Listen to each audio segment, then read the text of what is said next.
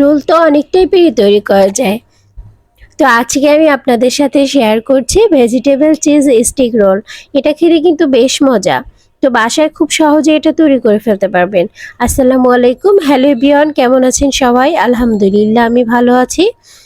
আশা করছি আপনারা যে যেখানে আছেন আলহামদুলিল্লাহ ভালো আছেন, সুস্থ আছেন।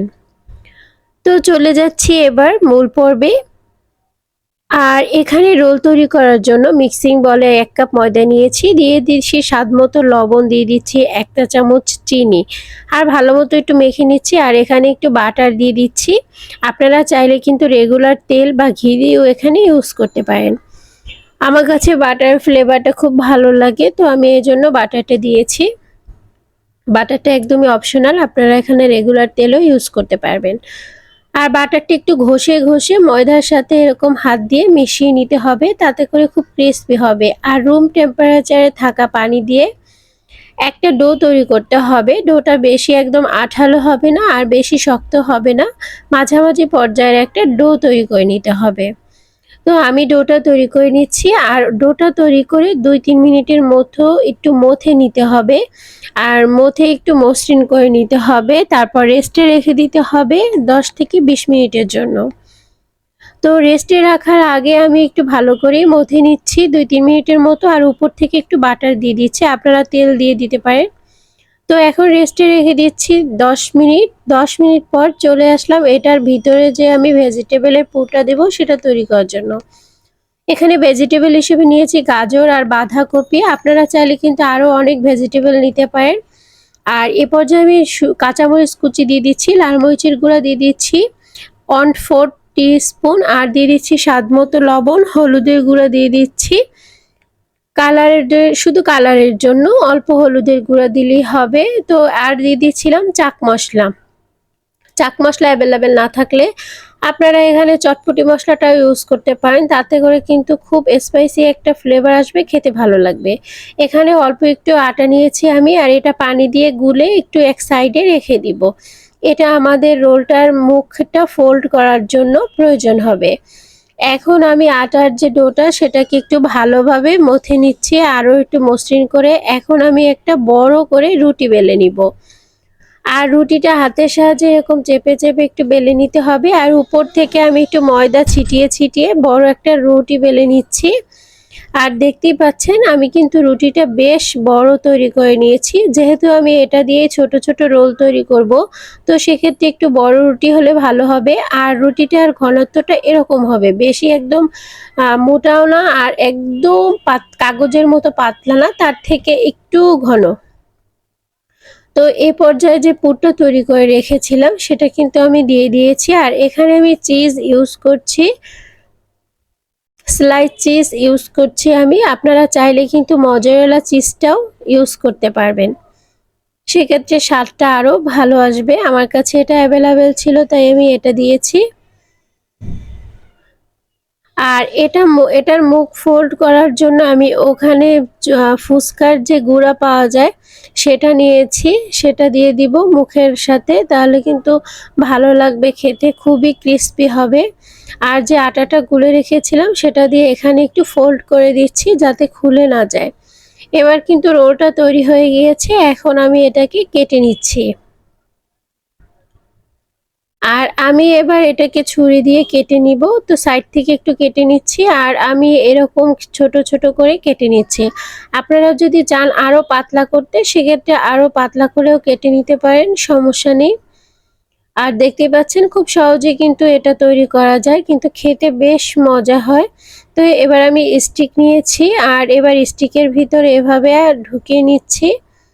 আমি একটা স্টিকে 3টা করে ঢুকিয়েছি, আপনারা ইচ্ছে করলে আরও একটা দিতে পারবেন। আর আমি খুব অল্প 1 কাপ ময়দা দিয়ে তৈরি করেছি, অল্প করে তৈরি করেছি। আপনারা যখন ফ্যামিলি মেম্বার বাসায় বেশি থাকবে তখন বেশি তৈরি করে নেবেন, সেক্ষেত্রে 2টা রুটি তৈরি করে নেবেন। আর আমার এভাবে স্টিকের ভিতর ঢুকানো হয়ে গিয়েছে রোলগুলো। এখন এগুলোর মুখটাকে আমি সিল করব। তো মুখটাকে সিল করার জন্য এ পর্যায়ে আমি যে আটাটা গুলে রেখেছিলাম সেটাকে উপর থেকে দিয়ে দিচ্ছি, ভালো করে ছড়িয়ে দিয়ে দিচ্ছি।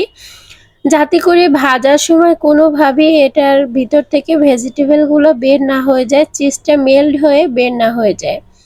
তো উপর থেকে এবার যে আমি ফুচকার যে গুঁড়োগুলো দিয়ে দিচ্ছি, এটা আপনারা আস্তা ফুচকাটা গুঁড়ো করেও দিতে পারবেন।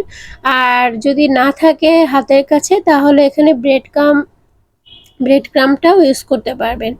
আমার কাছে ফুচকার গুঁড়াটা ইউজ করলে খুব বেশি ভালো লাগে, ক্রিস্পি হয়, খেতে অনেক ভালো লাগে, আমি তাই এটা ইউজ করেছি। আর এ পর্যায়ে অন্য সাইড উল্টে অন্য সাইডেও সেমভাবে আমি কিন্তু দিয়ে দিচ্ছি। আর এখন এগুলোকে আমি ভেজে নিব। আর চুলায় আমি তেল বসিয়ে দিয়েছি আর তেলটা গরম হয়ে গিয়েছে, তাই আমি চুলার আঁচটা মিডিয়ামে রেখে এগুলোকে ভেজে নিতে হবে। যেহেতু ভিতরে ভেজিটেবলটা আমি আগে কুক করে নিইনি, সেক্ষেত্রে এটাকে চুলার আঁচটা মিডিয়ামে রেখে আস্তে করে ভেজে নিতে হবে। আর প্রায় 10 থেকে 12 মিনিটের মতো ভাজলেই কিন্তু এটা হয়ে যাবে, একদম পারফেক্টভাবে কুক হয়ে যাবে। আর খেতে খুবই ভালো লাগবে, এটা খুবই ক্রিস্পি হয় আর ভিতরে চিজ দেওয়ার কারণে খুবই ক্রিমি একটা ফ্লেভার আসে, খেতে অসম্ভব মজার।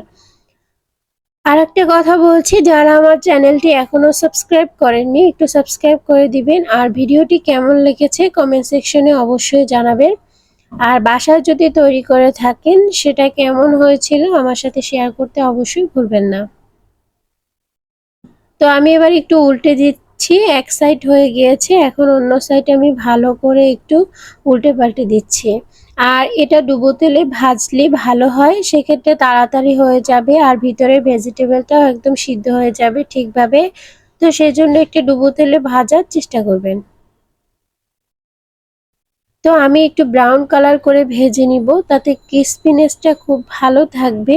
সেই জন্য আপনারা আপনাদের পছন্দ অনুযায়ী ভেজে নিতে পারেন। কেউ যদি বেশি ভাজা খেতে পছন্দ না করেন, সেক্ষেত্রে ভিতরের ভেজিটেবলটা কুক হয়ে গেলেই উঠিয়ে নিতে পারেন। তো এ পর্যায়ে আমি আরও 2-3 মিনিটের মতো ওয়েট করছি এটাকে ভেজে নেওয়ার জন্য, একদম ভালোভাবে ব্রাউন কালার করার জন্য। তো এটাকে আমি আবারও একটু উল্টে পাল্টে নিচ্ছি, দেখতে পাচ্ছেন কালারটা কিন্তু এখনো পুরো ব্রাউন কালার আসেনি, এই জন্য আমি আবারও একটু ভেজে নিচ্ছি। এখন কিন্তু এটা একদম ভাজা হয়ে গিয়েছে, কালার চলে এসেছে, এখন আমি এটাকে তুলে নিব। আর তুলে নিয়ে আপনাদের সাথে পরিবেশন করে শেয়ার করছি যে এটার লুকটা কেমন এসেছে। তো এ পর্যায়ে আমি তুলে নিলাম আর সার্ভ করব আপনাদের সাথে। দেখতেই পাচ্ছেন লুকটা কতটা সুন্দর এসেছে আর চিজগুলো কিন্তু ভিতরে মেল্ট হয়ে গিয়েছে, বাহির থেকেই দেখা যাচ্ছে। আর এটা খেতে কিন্তু অসম্ভব মজা। তো আজ এই পর্যন্তই, নেক্সট ভিডিও দেখার আমন্ত্রণ জানিয়ে আল্লাহ হাফেজ।